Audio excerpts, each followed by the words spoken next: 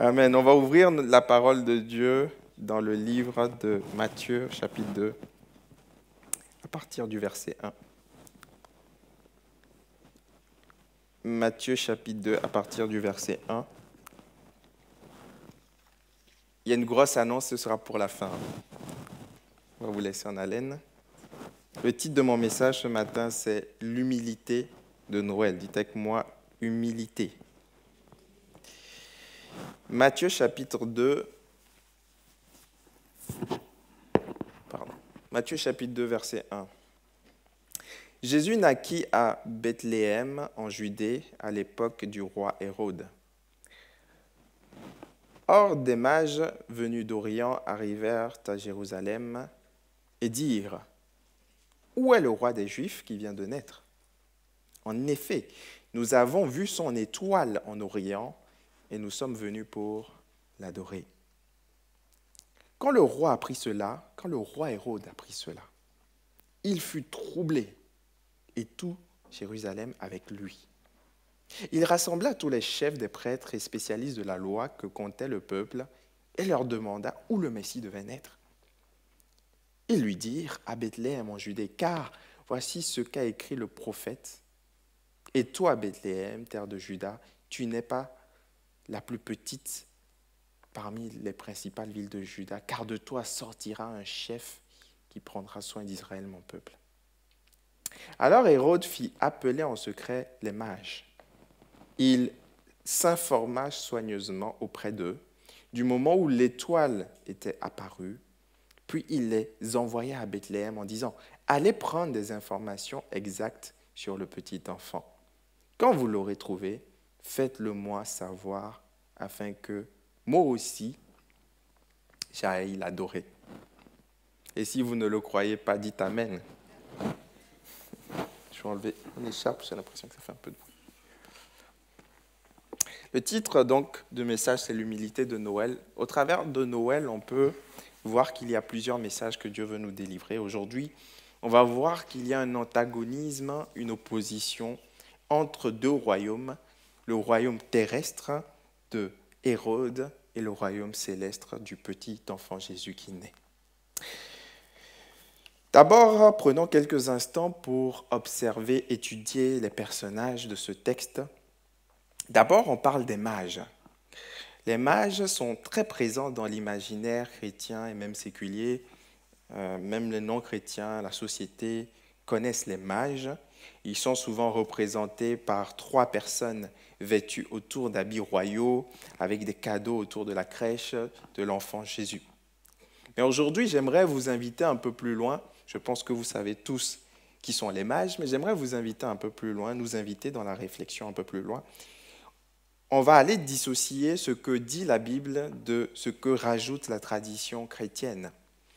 Parce que la Bible donne certaines informations et la tradition chrétienne en rajoute d'autres. Et souvent, on peut être tenté de confondre et penser que certaines choses sont dans la Bible alors qu'elles n'y sont pas.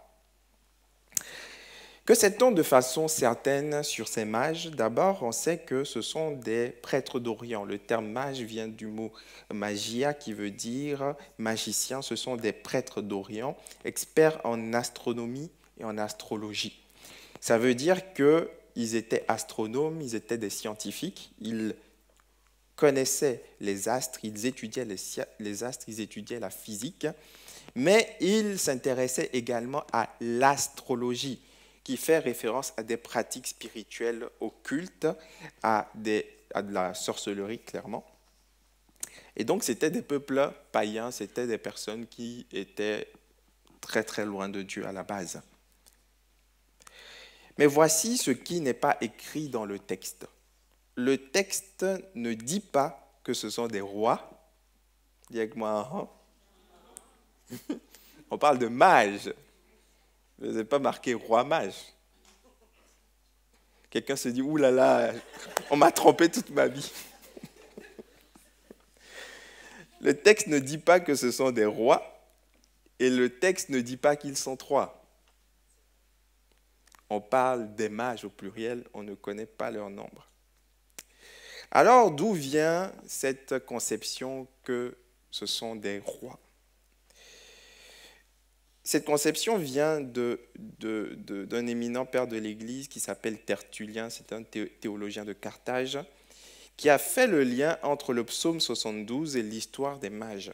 En effet, dans le psaume 72, au verset 10, il a écrit ceci: « Les rois de Tarsis et des îles emmèneront des offrandes, les rois de Séba et de Saba apporteront leurs tribus, et tous les rois se prosterneront devant lui, parlant du Christ, toutes les nations le serviront. » Et lorsqu'on regarde la vie de Jésus, on se rend compte qu'il n'y a qu'un seul moment où des rois sont venus se prosterner, ou des personnes éminentes, en tout cas, sont venues se prosterner devant lui. C'était au moment où ces rois mages-là ces mages, même moi je tombe dans le piège. C'est au moment où ces mages sont venus. Et donc Tertullien en a conclu que ces mages étaient des rois. Ensuite, plus tard dans l'histoire, il a été rajouté une précision concernant leur nombre et leur nom. Dans la légende dorée, un récit écrit entre 1261 et 1266, le chroniqueur, on peut afficher il y avait Tertullien tout à l'heure, on va afficher aussi une image de Jacques de Voragine. Le chroniqueur italien Jacques de Voragine dresse le portrait de 3 hommes et détaille la signification de l'or, de la myrrhe et de l'encens. Donc, selon cet auteur-là, Voragine, oh, ma photo est écrasée. Selon l'auteur Voragine, Jacques de Voragine, Melchior aurait été le roi de Perse, Balthazar le roi des Arabes, Gaspard le roi en Inde, et ces rois qui symbolisent l'Europe, l'Asie et l'Afrique représentaient les 3 mages qui étaient venus. L'idée derrière était de dire que ces 3 mages ensemble représentaient les royaumes du monde entier tels que Psaume 72 le décrit. Le premier des mages, Melchior, est représenté avec un vieillard, cheveux blancs, avec une longue barbe. Il offre de l'or au Seigneur, l'or signifiant la royauté de Christ. Le second, nommé Gaspard, jeune, sans barbe, rouge de couleur, offre de l'encens, un hommage à la divinité de Christ. L'encens, c'est la prière qu'on fait monter vers Dieu, donc cela montre que Jésus était Dieu lui-même. Et le troisième, au visage noir, tel que décrit Jacques de Voragine, il porte une barbe et il s'appelle Balthazar. Il offre de la myrrhe, ce qui signifiait que le fils qui vient de naître naissait pour mourir un jour et qu'il fallait de la myrrhe pour l'embaumer dans sa tombe. Qu'est-ce qu'on peut retenir de tout ça? C'est que Noël, c'est le signe que l'évangile s'ouvre à tous. Noël, c'est le signe que le peuple élu n'est plus seulement limité aux Juifs, mais le peuple élu est désormais retrouvé dans tous les peuples du monde. Ce sera l'ensemble de toutes les personnes, dans toutes les nations, de toutes les tribus, de toutes les races, de toutes les couleurs, des personnes qui vont venir accepter d'adorer Jésus. Des païens loin de Dieu, des mages, des magiciens, des astrologues, des anciens sorciers vont avoir une révélation de Dieu et vont traverser des kilomètres et des kilomètres pour venir adorer Jésus. C'est un message pour dire que l'Évangile est accessible à vos collègues de travail, aux membres de votre famille, pour ceux qui n'ont pas grandi dans des familles chrétiennes. L'Évangile est accessible aux personnes les plus basses dans la société, aux personnes peut-être qu'on croise au coin de la rue qui sont assises, qui n'ont peut-être pas d'espoir, mais aussi des personnes élevées en dignité, des personnes qui ont du pouvoir, des personnes qui ont des responsabilités dans la ville, dans le pays. L'Évangile est ouvert à tous. Quelqu'un doit dire Amen. C'est une bonne nouvelle. Ensuite, on va parler d'Hérode. Hérode le Grand, est un fils d'immigrés iduméens. Son père s'appelait Antipater. Son père avait immigré, ou émigré, en tout cas il était arrivé en Judée, il est édomite à la base. Et il a travaillé pour l'administration romaine. Vous savez qu'à l'époque, la Judée, donc Jérusalem et la région de la Judée, étaient sous protectorat romain. Rome avait annexé la Judée, mais Rome leur avait laissé une certaine liberté de s'organiser, de faire leur culte. En échange, les Israélites, les Juifs, devaient payer un tribut à Rome, à César. Et donc, Antipater, lorsqu'il est arrivé en Judée, a travaillé avec l'administration romaine pour pouvoir monter des échelons. Et donc, son fils, Hérode, s'est impliqué aussi en politique. Il va gravir les échelons par la force de son travail, mais aussi par des procédés moins conventionnels, moins glorieux, des pots de vin. Il avait un caractère impitoyable, il était prêt à écarter les personnes qui dérangeaient, à assassiner tous ceux qui lui faisaient obstacle. Et petit à petit, Hérode le Grand a pris du pouvoir. Il a aidé Rome face à l'invasion des Perses. À un moment donné, il y avait un peuple qui essayait de concurrencer Rome. Hérode a aidé les Romains à battre ce peuple et ensuite Rome lui a donné le titre de roi. Roi des Juifs. Donc Hérode n'était pas un juif, c'était un mi-juif, ce n'était pas un juif de pure souche. Mais c'est quelqu'un qui était avide de pouvoir, c'est quelqu'un qui voulait régner. Et les Juifs ne reconnaissaient pas la légitimité d'Hérode. Les Juifs ne l'acceptaient pas véritablement. Alors, il va mener de grands projets de construction pour gagner le cœur des Juifs. Il va ériger un théâtre, un amphithéâtre, un palais royal, la forteresse Antonia en l'honneur de l'empereur Marc-Antoine. Il va reconstruire la Samarie, il va changer son nom pour Sébaste. Il va ériger la ville de Césarée en l'honneur de l'empereur Auguste. Il se fait construire plusieurs palais dans le désert comme Masada et l'Hérodion. Il va même embellir le temple de Jérusalem. Mais tout ça ne va pas suffire à gagner le cœur du peuple, car c'était un homme cruel qui n'hésitait pas à assassiner, à tuer, à éliminer pour atteindre ses objectifs. Il était si cruel qu'il était allé jusqu'à tuer tous les membres de sa belle famille, sa femme Mariam et 3 de ses fils aînés, parce qu'il les soupçonnait de prendre sa place. Il a exécuté des paysans qui se révoltaient en Galilée, ainsi que les citoyens les plus fortunés, les près de Jérusalem, pour s'assurer qu'il était le seul roi qui allait régner. Alors quand on comprend ce contexte, on se rend compte que Jésus arrive dans un environnement très dangereux. Jésus arrive dans un environnement où il peut disparaître à tout moment. Car Hérode ne sera pas prêt à partager le pouvoir avec personne.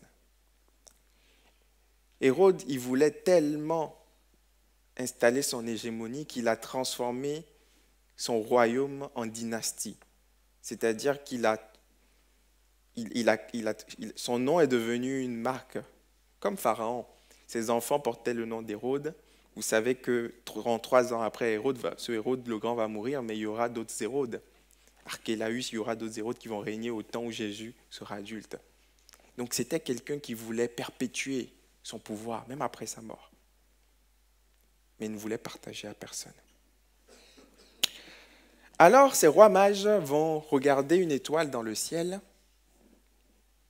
Ce sont des astrologues, ce sont des astronomes, on ne sait pas par quel biais, mais ils sont convaincus par une révélation de Dieu que cette étoile va les mener au roi qui venait de naître. Ils vont cheminer d'Orient jusqu'en Judée. Et quand ils vont arriver en Judée, l'étoile apparaissait ponctuellement. L'étoile va disparaître. Donc ils sont en Judée, ils se disent, on cherche le roi, donc qu'est-ce qu'ils font? Ils vont au palais de Jérusalem. Ils vont là où sont les rois. Quelqu'un me suit?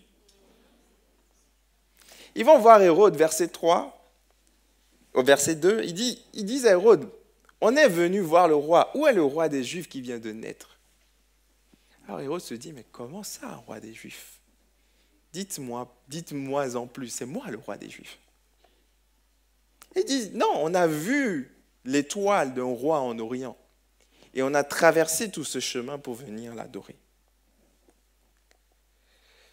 La première chose que je constate dans ce texte, c'est que Jésus n'est pas toujours là où on pense.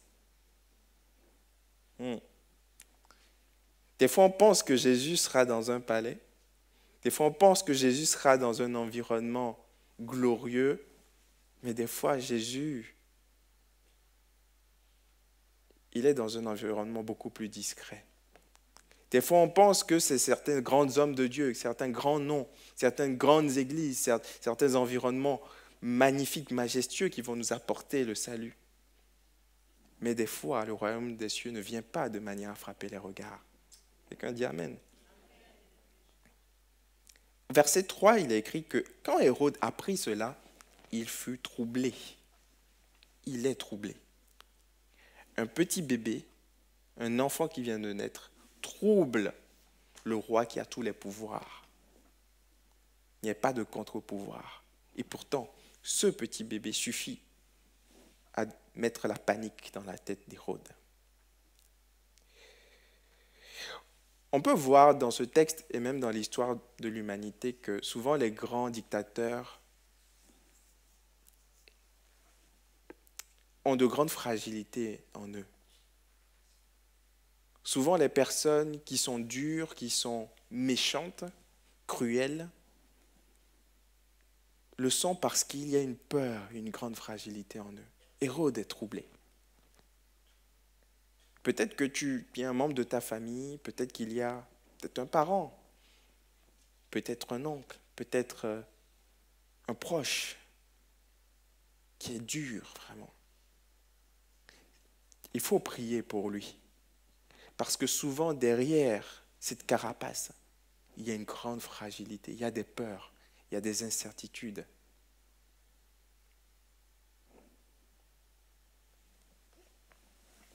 Hérode était troublé.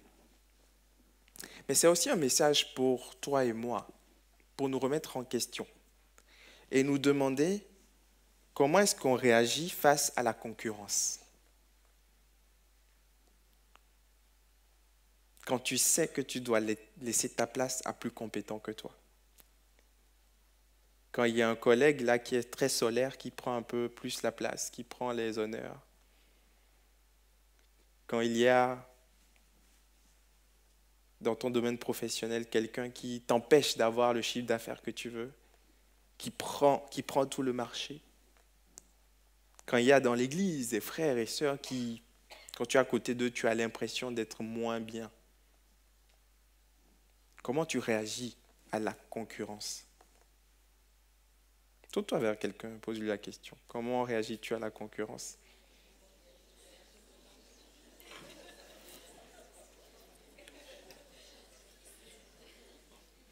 Je pense qu'il n'a pas répondu, je suis sûr. Il a dit, c'est pas tes oignons. Occupe-toi de tes affaires. Jean-Baptiste a eu la bonne réaction, la réaction que Hérode n'a pas eue. Jean-Baptiste était l'homme de Dieu du moment. C'était lui qui était en vue. Et Jean-Baptiste a dit, au moment où Jésus est arrivé, il faut qu'il croisse et que je diminue. La seule chose qui doit importer,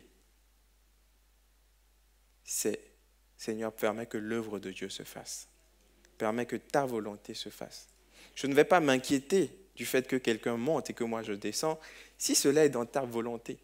Mais si je n'ai pas dans ta volonté, alors Seigneur, tu as le pouvoir de changer les choses. Je ne vais pas me battre contre des hommes. Oui, il y a une concurrence dans le domaine professionnel, c'est normal. mais je ne vais pas utiliser des moyens déloyaux pour dépasser l'autre.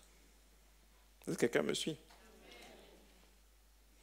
Les amateurs de foot, leur star en ce moment, les chrétiens, c'est Olivier Giroud. Il s'est fait tout discret, il a accepté d'être déclassé. Et puis, la star du moment, blessé. Benzema blessé. Et maintenant, la gloire. C'est une invitation à laisser notre ego de côté et à laisser Jésus prendre la place. Des fois, Hérode, c'est notre ego. Des fois, dans nos vies, on ne veut pas que Jésus prenne la place. On veut garder notre nous, nos désirs, nos projets, notre volonté, nos finances, ma famille. Et Jésus, il naît et on ne veut pas qu'il grandisse. Il est là, mais il ne doit pas prendre la place. Le message de Noël, c'est aussi ça. Apprendre à laisser Jésus grandir en nous. Que notre ego diminue et que Jésus croisse en nous. Qu'on doit dire Amen. Alors Hérode va enquêter et il va demander, donc il sait qu'il y a un roi, un bébé qui vient de naître en Judée. Mais il ne sait pas depuis combien de temps, il ne sait pas où en Judée. Qu'est-ce qu'il va faire? Verset 4, il va rassembler tous les chefs des prêtres et les spécialistes de la loi que comptait le peuple et il va leur demander où le Messie devait naître. Il est fin, Hérode, il est intelligent, machiavélique. Il dit, ok, si ce bébé est vraiment celui que les mages prétendent qu'il est, alors il est le Messie promis. Il connaît les textes aussi. Alors il va consulter les chefs religieux et il leur dit, regardez dans les Écritures et dites-moi, il y a des prophéties qui annoncent que le Messie va arriver. Dites-moi dans quelle ville il va arriver. Verset 5, il lui dit à Bethléem en Judée.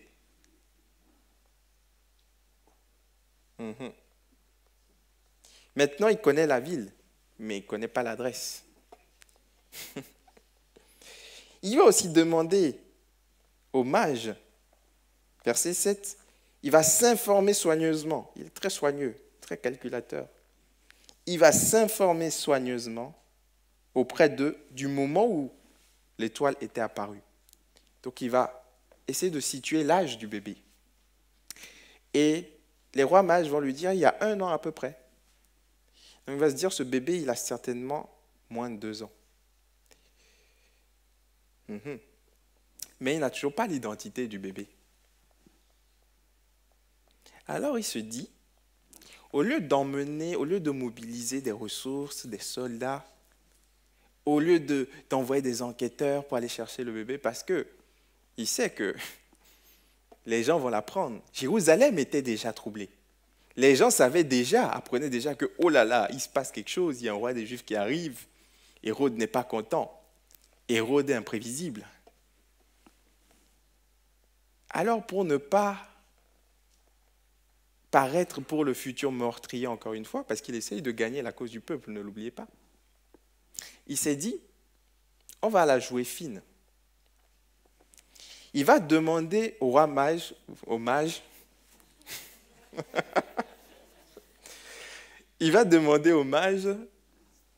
il va leur dire ceci.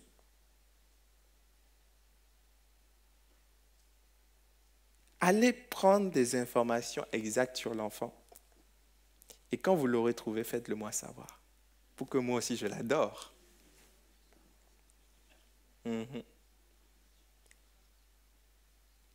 Il se dit, si ces rois mages-là ont pu suivre une étoile d'Orient jusqu'ici, parce que l'étoile ne les a pas envoyés en Afrique ni ailleurs, l'étoile les a quand même envoyés ici. Alors il y a de fortes chances qu'ils trouvent le moyen de trouver l'enfant avant moi. Alors il l'utilise, il l'exploite. C'est comme aujourd'hui, il y a toutes sortes de stratégies. Les entreprises essayent d'utiliser leurs propres clients comme des commerciaux. Il y a des banques qui disent, bon, parrainage, au lieu que moi je me fatigue à aller chercher de nouveaux membres, vous qui êtes là, bossez pour moi et je vous donne un peu d'argent. Hérode est un stratège. Il veut utiliser ces rois mages-là pour sa propre fin, pour ses propres fins. Ces mages. Au moins, la prédication aura servi à quelque chose. Mhm.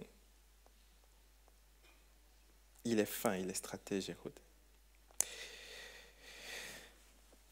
Alors, il y a quand même un élément qui est important à considérer. C'est la question du lieu.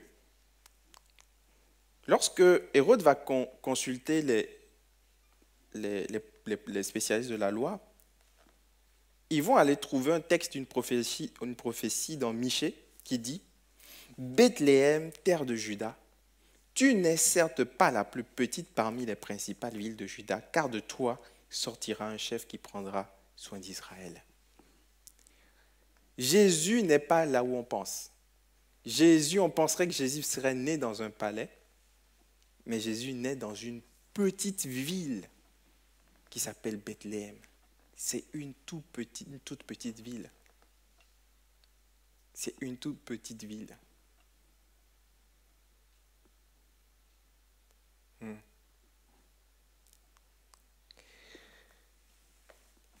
Qu'est-ce que la prophétie dit? La prophétie dit ceci. Bethléem, tu n'es pas la plus petite ville. Pourtant, c'est une des plus petites. Ça m'emmène à penser que la grandeur d'un lieu ne se mesure pas à sa superficie, mais elle se mesure par ce qui en sort. Êtes-vous d'accord? Bethléem est grand pas parce que c'est une grande ville où il y a une forte activité économique, où il y a un impact, non. Bethléem devient grand parce qu'elle abrite le plus grand roi de l'univers. La grandeur d'une église ne se mesure pas à la superficie du bâtiment, aux moyens techniques employés, au nombre de personnes qui y sont. Ça compte, mais pas toujours. La grandeur d'une église se mesure d'abord au type de chrétien qui sort de ce lieu, à la qualité des chrétiens qui est produit, à la qualité de l'évangile qui sort, à la qualité de l'amour qui règne. C'est ça d'abord une église.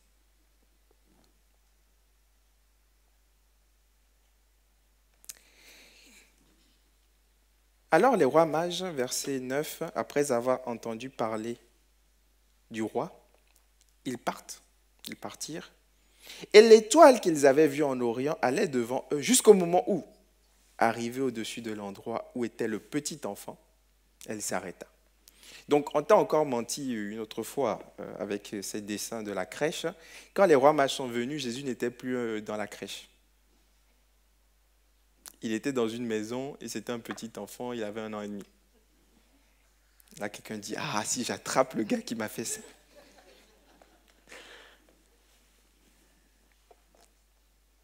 Quand ils aperçurent l'étoile, ils furent remplis d'une grande joie. L'évangile apporte une joie. Une joie.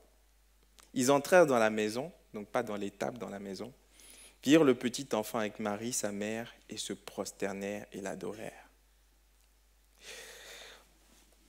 C'est ça mon message. Noël, c'est un contraste entre l'humilité et l'orgueil. Un contraste entre un royaume mondain, terrestre, qui se base sur la force, qui gagne du terrain sur la base des calculs. On élimine ce qui dérange. On fait des associations, on est stratégique, on est machiavélique, de M. Machiavel. On divise, on marche sur les pieds des personnes qui nous dérangent. On fait des alliances et on arrive au sommet. C'est comme ça qu'un royaume se construit généralement sur terre. Mais le royaume de Dieu vient de façon complètement humble. Si Jésus voulait venir avec la gloire qu'il avait dans le ciel, il aurait été au-dessus d'Hérode. Mais il a accepté de se dépouiller et de venir comme un bébé. Un bébé, c'est inoffensif. Hein. Notre bébé, là, il a eu 2 mois hier. Un bébé, c'est inoffensif. Il ne peut pas parler. Il ne peut pas donner d'ordre. Il est dépendant de ses parents. Il ne peut pas aller là où il veut. Il est fragile au niveau de la santé. Il peut mourir d'infections microbiennes. Un bébé, c'est fragile. Prendre le risque d'envoyer le sauveur de l'humanité à un moment où il y a un tyran en place, sous la forme d'un bébé qui ne peut pas se défendre, c'est ça le scandale de Noël. Et Dieu veut te dire qu'il peut utiliser ce que tu penses être insuffisant, faible, sans voix, pour atteindre ses objectifs. Dieu est suffisamment puissant pour combler tes déficits, pour combler tes faiblesses, pour combler tes manques. Si tu apprends à lui faire confiance. Le message de Noël, c'est que au travers de l'humilité, au travers de ta simplicité, Dieu peut faire de grandes choses. Parce que l'enfant va grandir, l'enfant va croître. La Bible dit dans Luc 2,40 que l'enfant croissait, il grandissait en stature, en sagesse, il grandissait, il va grandir, il va respecter les phases de la vie. Et celui qui était bébé va devenir un homme qui va chasser les démons, qui va ordonner à la tempête de s'arrêter, qui va multiplier les pains, qui va guérir les lépreux, qui va ressusciter les morts. Ce que tu penses être au stade embryonnaire peut demain devenir quelque chose de glorieux. Un arbre, le grain de sénévé peut devenir un arbre sur lequel tes oiseaux s'abritent. Quelqu'un dit Amen. Dieu utilise les choses faibles de ce monde pour confondre les fortes. Alors j'en viens à mon annonce. Bon, ceux qui étaient sur Instagram, ils savent. Les équipiers, ils savent. On a laissé fuiter un peu. En 2015, il n'y avait que 2 campus, le campus de Bastille et le campus de Noisy, qui est devenu aujourd'hui le campus de Logne. Et à l'époque, le pasteur principal, Franck Lefilâtre, était troublé. Mais pas comme Hérode, à cause d'un vrai problème, un bon problème.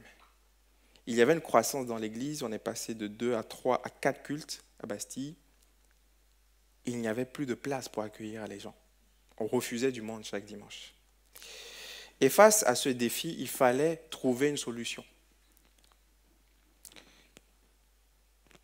L'équipe en place n'avait pas à cœur de vendre le local de Bastille pour acheter un local beaucoup plus grand.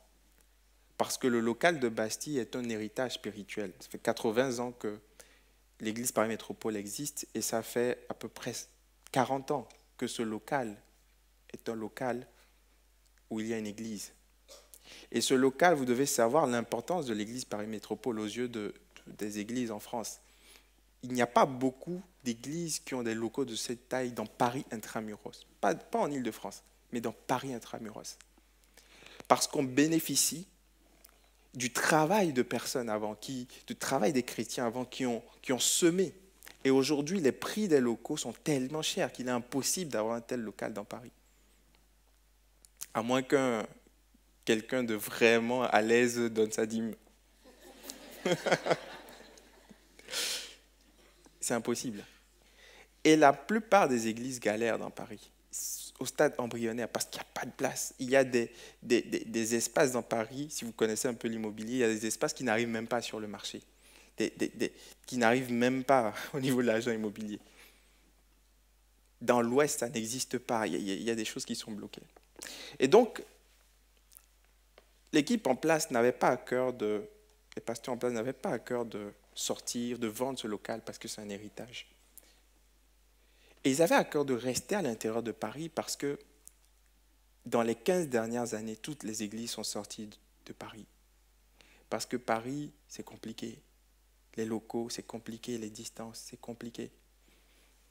Et au fur et à mesure, il y a eu de moins en moins d'églises dans Paris intramuros. Certes, il y a plusieurs communautés qui sont là, mais par rapport à la taille de Paris, aux habitants de Paris, il y en a très peu. Alors, à l'époque, le pasteur Franck Lefilâtre a reçu la conviction de créer une église dans 2 endroits proches. Une même église sur 2 lieux différents. En plus de Noisy, ça allait faire 3. Et il avait eu à cœur d'implanter sur une place proche de la place de Bastille, dans un lieu proche, pour avoir une église sur les deux campus où on pourra avoir assez de gens, pour ne pas refuser les gens. Et la prospection est tombée ici sur le théâtre des Jazés. 500 places. On a pu implanter ici, en 2016. On avait assez de places, on ne refusait plus les gens. Et donc, Dieu a fait une œuvre extraordinaire. Dieu a permis qu'on puisse toucher des âmes, qu'on puisse continuer cette dynamique de croissance. Et il y a eu des centaines de baptêmes qui ont eu lieu depuis lors. Gloire à Dieu, que devrait dire Amen. Et puis, l'équipe pastorale s'est renouvelée. Le pasteur François qui était là à l'époque, il est parti aux États-Unis actuellement. Il a repris une église en Suisse. Il y a eu l'équipe actuelle qui progressivement s'est constituée. Et on a eu le Covid par la suite. Le Covid est venu bousculer les mentalités. On ne savait même plus si un jour on allait se réunir. Le futur était incertain. Et le Covid s'est terminé. Il y en a, vous oubliez vite, vous oubliez qu'il y a quelque temps, vous deviez signer des papiers pour sortir de chez vous, vous avez déjà oublié. Et le Covid s'est terminé. Mais les gens avaient du mal à revenir. Au début, c'était difficile. Ah, je ne vais pas sortir, oui, mais j'ai peur. Et puis, petit à petit, les gens étaient quand même fatigués des Zooms. On voulait sentir la vraie chair fraîche. Je veux toucher mon frère, je veux le serrer dans mes bras, c'est ça. Donc, on est fatigué des Zooms. Il y en a qui disaient, ah, l'église, ce sera plus comme avant, plus jamais. Maintenant, ça va être l'église Internet. Mon œil. Ah. Parce qu'on connaît les vraies choses. Quand tu goûtes le steak, je ne sais pas, les amateurs du multivers là, vous allez me dire quand vous allez manger dans le multivers, non pas le multivers, le métaverse. Vous allez me dire quel goût le steak a dans le métaverse. Non, je veux toucher, parce que je suis fait de corps. Mais ce Covid, cette période de Covid nous a emmenés à nous interroger, à prier ensemble avec les pasteurs sur qui nous sommes vraiment, quelle est notre vision. Parce qu'on l'a vu comme un avertissement de Dieu. Si demain tout s'arrête, si demain, à nouveau, l'État décide de fermer les cultes, qu'est-ce qui restera de l'Église? On a vu pendant le Covid que l'Église, sans le bâtiment, devrait rester l'Église. L'Église est un corps. Et c'est les relations entre les membres qui sont le plus important. Alors qu'on a repris, le pasteur Christian avait formulé cette vision qu'il a donnée plusieurs fois, cette vision d'église normale à taille humaine. Je vous parle franchement aujourd'hui, tout le monde veut réussir, veut progresser. Et il y a une course dans la francophonie pour la grandeur, pour avoir des lieux de culte plus grands, pour mettre des LED, et c'est très bien. Et on voulait ça aussi. On a travaillé pendant 1 an sur un projet d'écran LED. Et puis, on se rendait compte qu'on veut grandir, on veut accueillir plus de gens, on veut toucher des gens sur Internet, il y a de la moisson partout. Mais on se rendait compte que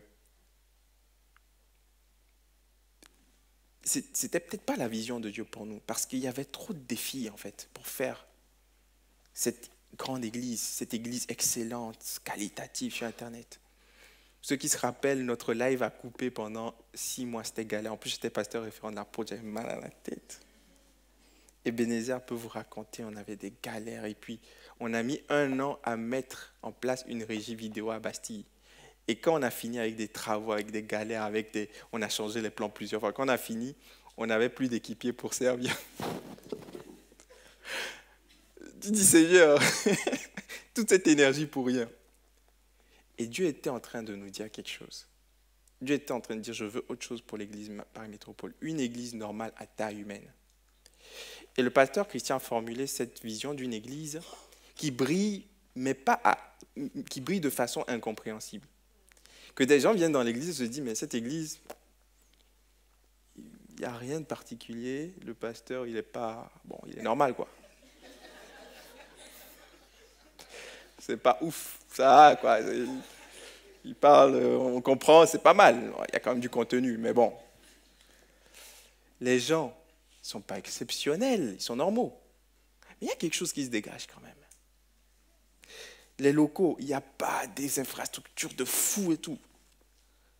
Des fois, ça galère, des fois, le micro, ça fait des larcènes et tout. Mais on sent quelque chose. Mais il y a des baptêmes. Mais les gens sont attirés. Mais les gens grandissent, les gens sont édifiés. Des couples qui étaient au bord du divorce se reconstruisent. Des gens qui étaient addicts. Ouais, des témoignages. Hein. Des gens qui étaient addicts sont libérés de leur addiction. Les gens grandissent avec Christ. Des gens sont attirés. Des gens qui tapent église dans Paris, ils arrivent comme ça. Ils se disent, waouh, on veut une église normale. Une église qui brille juste par la puissance du Saint-Esprit. Ah oui. Donc, on a diminué les événements. On allait faire de moins en moins d'événements extraordinaires, de conférences. On va juste faire des cultes. On va rester simple. Et on voit que ça augmente, ça grandit. Les gens viennent. Les dîmes ne descendent pas. Et là, Dieu confirme vraiment cette vision qu'il veut une église à taille humaine, une église normale. Ensuite, il y avait une spécificité par rapport à notre campus ici, à Déjazet. La vision initiale qui était de désengorger Bastille, aujourd'hui présente des limites parce que pendant longtemps, plusieurs personnes allaient à Bastille, venaient à République et puis se disaient, bon, c'est la même église et c'est vrai. Mais du coup, circulaient constamment entre les deux. On a encore aujourd'hui des équipiers, notamment au niveau de la technique, qui font les deux parce qu'on n'a pas assez de ressources ici. Où là, uniquement, on est obligé de partager les ressources, mutualiser les ressources. Et donc, les gens se disent, oh, si je me réveille le matin, c'est, comment on dit ça, alestram, gram, piqué, piqué, collé, grave. Ah, Bastille, République, ok, ça dépend de l'heure à laquelle je me réveille. Si c'est 9h30, si j'ai la force, je vais à Bastille. Si c'est 11h, je vais à République. Si je suis en retard à République, je vais à Bastille. Mais la limite de ça, c'est que la communauté de République, qui est censée être une église où on voit des mariages, quelqu'un dit « Alléluia, pasteur !» C'est le meilleur moment de ta prédication, là. Des baptêmes, une communion fraternelle, une activité intrinsèque à une église est fragilisée parce qu'il y a trop de circulation. Déjà, au niveau de la taille, je pense que vous ne connaissez pas tout le monde ici. Quand tu rajoutes la vie parisienne où il y a des gens qui viennent un culte sur deux parce que soit ils travaillent de nuit le week-end, soit ils visitent la grand-mère en Dordogne, ils ne sont pas là tout le temps. Et du coup, ça tourne et finalement, on ne se connaît pas. Et finalement, l'un des problèmes numéro 1 à Paris, qui est la solitude, n'est pas réglé. Et là, on manque quelque chose en tant que campus de République. Oui, on a des cultes, oui, la présence de Dieu est là. Mais si on ne règle pas ce problème d'être une communauté forte, au-delà de 11h, midi et demi, on manque quelque chose. Alors, il y avait cette conviction qui était dans mon cœur, qui a germé aussi dans l'équipe pastorale, de faire de République spécifiquement un campus plus séparé de Bastille, comme l'on l'est aujourd'hui, à cause de la distance. Séparer un peu plus. À cela se rajoutent des difficultés logistiques qu'on a eues, grandissantes ici. Les montages-démontages avec des équipes plus réduites qui étaient de plus en plus difficiles, des racks très lourds, ceux qui sont venus aider, quelquefois ont vu ça, c'était très difficile le montage-démontage. Et en tant que pasteur, tu te dis, bon, c'est toujours plaisant hein, de prêcher devant une foule garnie, mais quand c'est au péril des équipiers, de tes frères que tu aimes, à un moment donné, il y a un problème. Donc, on a commencé à considérer, à partir d'août du mois dernier, la possibilité de changer de lieu de culte. On s'est dit, on va suivre l'étoile. Je n'avais pas calculé, hein. J'ai préparé mon message, c'était le thème de Noël, et le Saint-Esprit a joint les deux. C'est de dire, oh, le pasteur, il est quand même fort, il est un peu manipulateur sur les bords. Pas du tout. Pas du tout. On s'est dit, Seigneur, peut-être qu'il est temps de partir. On a eu tellement de bons moments ici. Mais peut-être que tu nous veux dans un autre endroit. Peut-être plus petit. Peut-être plus petit. Tu te dis, on régresse. Non. On suit l'étoile. On ne va pas au palais. On va dans la petite maison. Parce que c'est là que des mages vont venir adorer. Pas au palais. Après plusieurs mois de recherche, de discussion, de réflexion, de projets, on espérait, ça a changé au dernier moment, de rebondissement.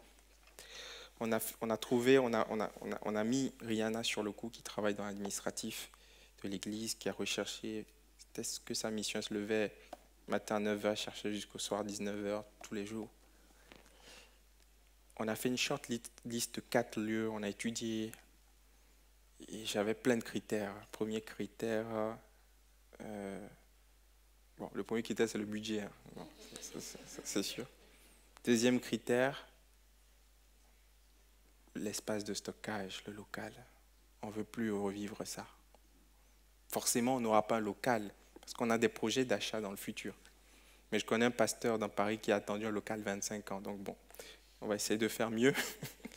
Mais ce n'est pas pour tout de suite l'achat, ça prend du temps avec les histoires de mairie, de ERP. Mais on n'aura pas le local tout le temps, mais on veut simplifier la logistique pour les équipiers. C'est plus possible de vivre ça chaque dimanche. Accès PMR.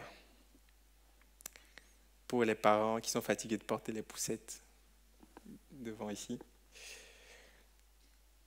Une location plus large. 8h, 18h. Un espace qui pourrait être un lieu de vie, qui ne sera pas juste un espace de culte, on va pouvoir faire des cours l'après-midi, on m'a parlé de cours de danse, on va étudier les cours de danse, il n'y a pas de problème.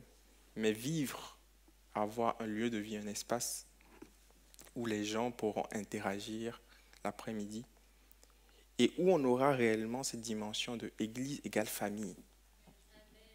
Pas église égale lieu de passage, église égale lieu où je vais prendre mon culte et je ressors sans saluer personne. Non.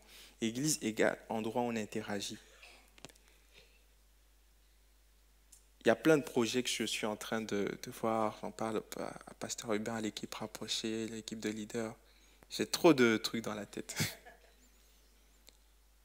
Faire des ateliers, des séminaires, pas par des invités extérieurs renommés, mais par vous, parce que vous avez des compétences. Plusieurs d'entre vous ont des expertises, donc vous pouvez faire bénéficier la communauté sur la gestion de finances, sur les compétences RH, sur comment préparer son CV, sur l'écologie. Une perspective équilibrée, parce qu'aujourd'hui, ça va dans tous les sens. Mais des gens qui savent de quoi ils parlent. Parce que oui, on entend les gens sur Internet, mais il y a des gens parmi vous, vous avez des choses à dire. Et il n'y a pas que le pasteur qui est amené à parler. L'église, c'est aussi un endroit où on interagit les uns avec les autres, où vous allez prendre votre place et apporter ce que vous avez pour le bien de la communauté. C'est ça la vision. Donc, bon, j'ai fait beaucoup de teasing, on va arriver au point. Notre choix s'est arrêté sur l'hôtel Concorde Montparnasse. Là, tu peux afficher, tout le monde dit « Waouh !»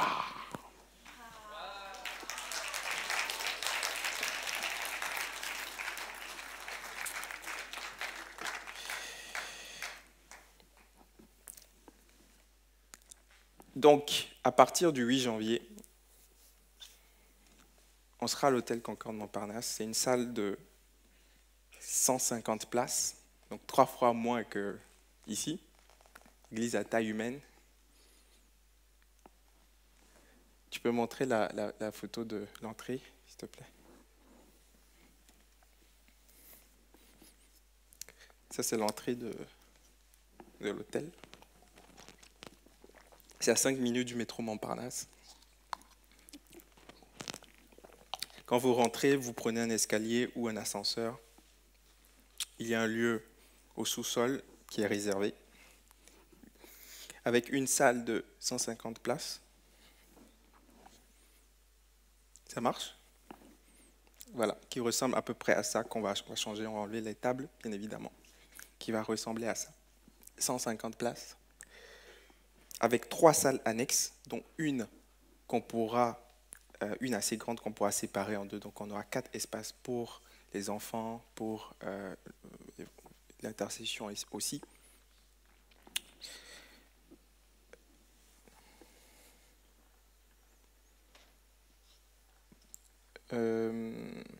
Et au départ, on va partir sur un culte.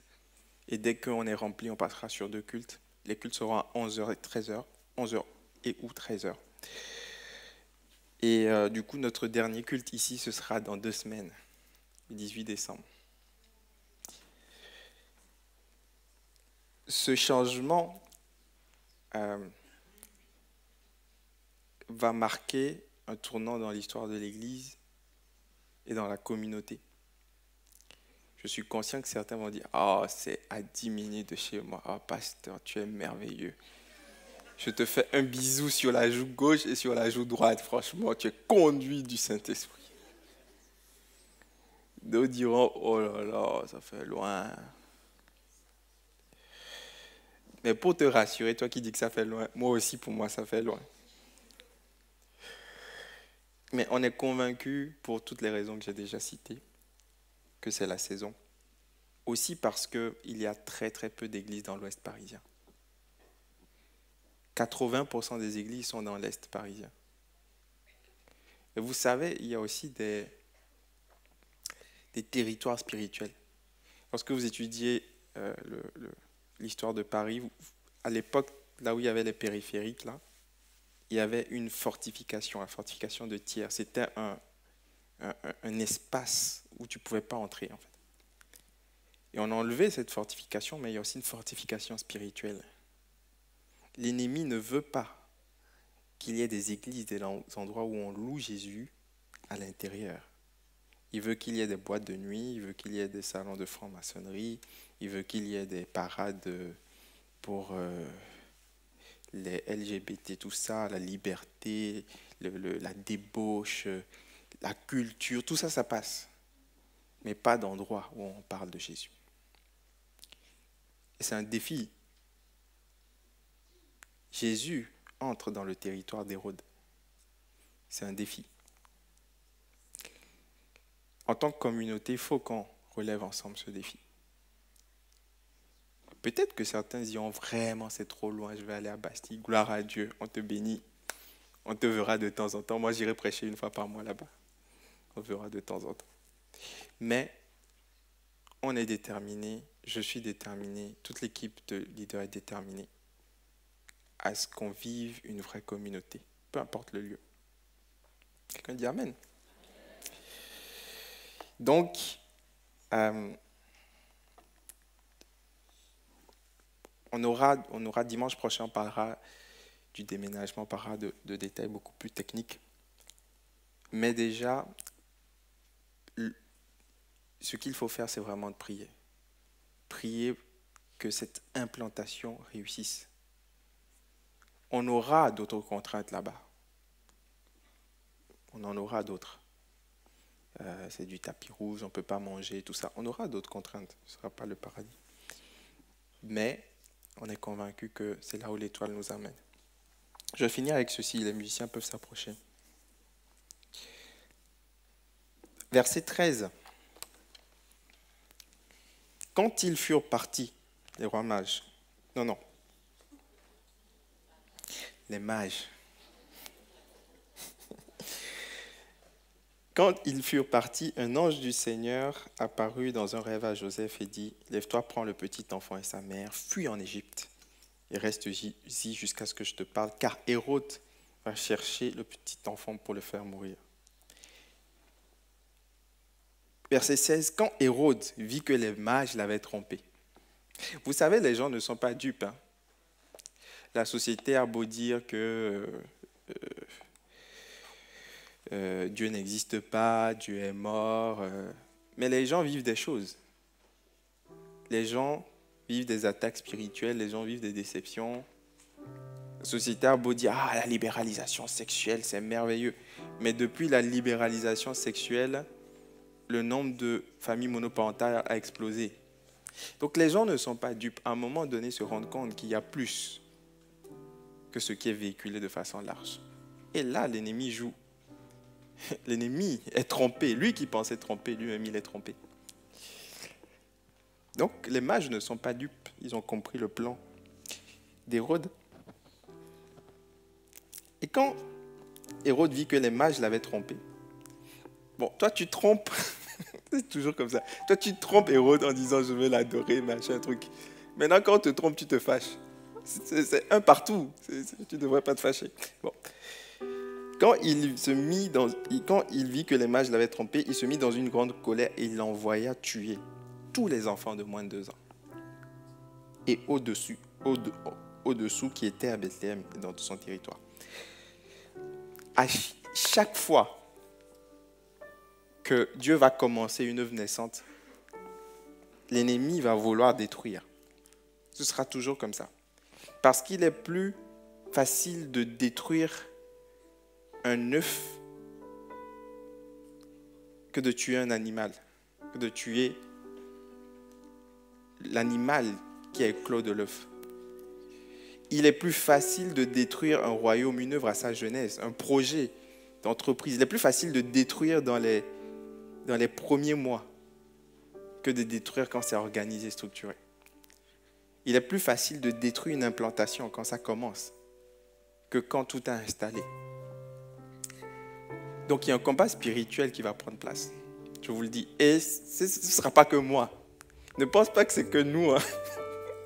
Nous, on a l'habitude. Ça fait 10 jours que j'ai des maux de tête, là, je ne comprends pas. J'ai pris du Doliprane pendant 4 jours, après j'ai arrêté. Je dis, mais ça vient d'où? Mais j'ai l'habitude maintenant. Vous savez, quand on devait revenir ici en février, la semaine où on devait réouvrir, mes enfants faisaient des cauchemars toute la nuit. Je vois des araignées, je vois ça. Au début, j'étais là, c'est quoi? Je dis non, au nom de Jésus, il faut prendre autorité. Donc ne pense pas que ce sera pas que moi. Si toi, tu t'inscris dans le projet de faire partie de l'Église, de faire avancer, alors tu seras aussi attaqué. Hérode essayera de détruire l'œuvre naissante. Mais la bonne nouvelle, c'est que l'enfant non seulement va rester en vie, mais il va grandir, il va croître, il va arriver à 12 ans au temple, il va arriver à 30 ans. L'ennemi reviendra pour le détruire, il ne réussira jamais. Et au moment où il se dit, je l'ai détruit à la croix, il s'est pris à son propre piège. Et Jésus va mourir ressuscité. Et là, ce sera terminé. Le Saint-Esprit va venir. Et de 12 personnes, on va passer à 120. De 120, on va passer à des millions aujourd'hui partout dans le monde. Oh, quelqu'un devrait acclamer le nom de Jésus.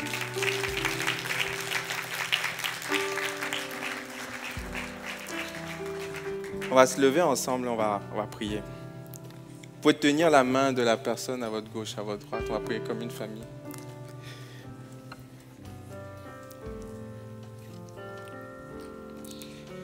On va prier pour cette implantation. Il y a tellement de projets.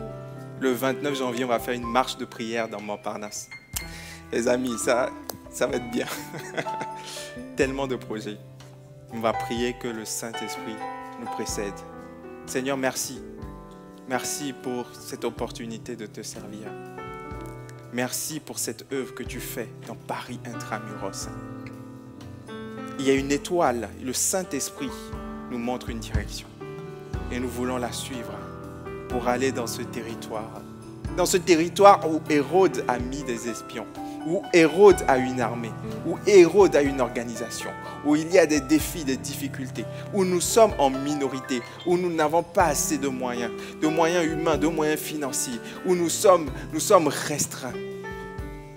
Mais ta parole déclare que tu utiliseras les choses faibles de ce monde pour confondre les sages.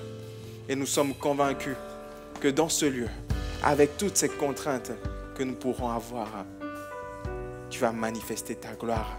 Et des âmes viendront à Christ. Et des vies seront changées. Et des destinées seront transformées. Alléluia. Et nous voulons élever nos voix comme une famille pour prier pour que cela ait lieu. Seigneur, aide-nous, aide chacun de nous à être participants de cette œuvre. Tu as une mission pour chacun de nous. Chaque mage a apporté un cadeau. Un a apporté de l'or, l'autre a peut-être apporté de l'encens, l'autre a peut-être apporté de la myrrhe. Chaque personne a quelque chose à t'apporter, Jésus. Et nous voulons aller dans ce lieu-là avec quelque chose à t'apporter. Nous allons recevoir, mais nous voulons aussi venir comme des missionnaires, avec un état d'esprit de missionnaire pour t'apporter quelque chose. Seigneur, merci. Est-ce que tu vas encore nous surprendre? Que toute la gloire te revienne. Dans le nom de Jésus. Amen. Amen. On peut applaudir le Seigneur.